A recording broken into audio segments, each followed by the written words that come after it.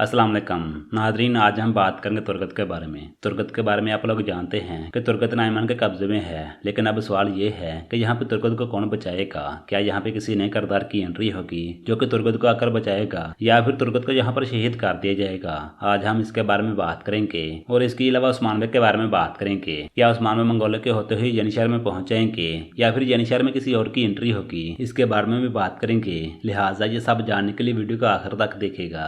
Nadreen, सबसे पहले बात करते हैं यनीशहर की। यनीशहर में मंगोलों ने हमला किया, लेकिन जैसे ही उस्मान बेग को पता चला, उस्मान बेग यनीशहर की तरफ निकले। अब आजगा पर तुर्गत अकेला रह जाएगा और जो उस्मान बेग होंगे वो यनीशहर की तरफ रवाना हो जाएंगे। यनीशहर में पहुंचेंगे और फिर उस्मान बेग यकीनन इन सबको बचा लेंगे, लेकिन बाला बहुत ज्यादा जख्मी हो चुकी होगी। यहाँ पे काफी लोग यही जानना चाहते हैं कि आखिर बाला के साथ क्या होगा, क्या बाला शहीद हो जाएगी। तो नाज़रीन, ऐसा कुछ भी नहीं होगा, आप परेशान ना हो। बाला शहीद नहीं होगी, कोई भी ऐसा जख्म नहीं आया जिसकी वजह से बाला शहीद हो। वैसे बाला शदीद जख्मी है, लेकिन ये शहीद नहीं होगी। रही बात तुर्गत की, नाइमान तुर्गत को कैद कर लेगा, लेकिन उससे पहले तुर्गत के सिपाहियों को भी शहीद किया जाएगा, जो कि वो मंजर तुर्गत के लिए काफी दर्दनाक होगा। रही बात तुर्गत की कि तुर्गत के साथ क्या होगा, क्या तुर्गत को यहाँ पर शहीद किया जाएगा, तो नाज़रीन ऐसा कुछ भी नहीं होगा। नाइमान इसको कैद कर लेगा, जिसके बाद उस्मान बेग वहाँ पर जाएंगे ताकि तुर्गत को बचाया जा सके। यही एक वजह होगी जिसकी वजह से उस्मान बेग तुर्गत के पास गए, यानी नाइमान के पास गए तुर्गत को बचाने के लिए। इन सब के बारे में आपकी क्या राय है? आप लोगों की जो भी राय हो, आप लोग अपनी राय लाजमी दीजिएगा।